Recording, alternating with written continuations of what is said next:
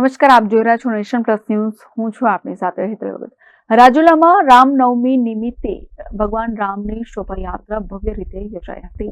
રાજુલામાં રામનવમીના તહેવારને અનુલક્ષીને ભવ્ય શોભાયાત્રા યોજાઈ હતી. રાજુલા શહેરના કોટેશ્વર મહાદેવ મંદિર ખાતેથી બાઇક રેલીનો પ્રારંભ થયો હતો. રાજુલા શહેરના મુખ્ય માર્ગો પર રેલી પસાર થઈ હતી. આ રેલીમાં મોટી સંખ્યામાં હિન્દુ સમાજના લોકો જોડાયા હતા. રાજુલાના મોહન ટાવર ખાતે ધ્વજા ચડાવવામાં આવી હતી. તો રાજુલા શહેર જય શ્રી રામના નારા સાથે ગુંજી ઉઠ્યું હતું.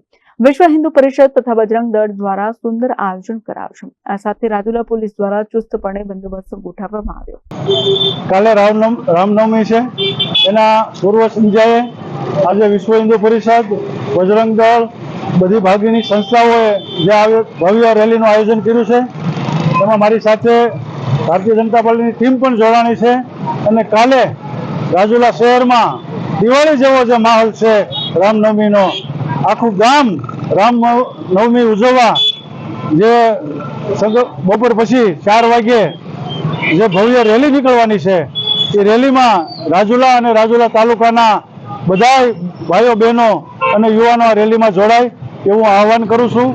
અને આજે રાજુલામાં આવતીકાલે જ્યારે રામનવમી છે ત્યારે એની પૂર્વ સંધ્યાએ આજે દિવાળી જેવો જે માહોલ થયો છે એને જોઈ અને યુવાનો બધા ખુશ છે.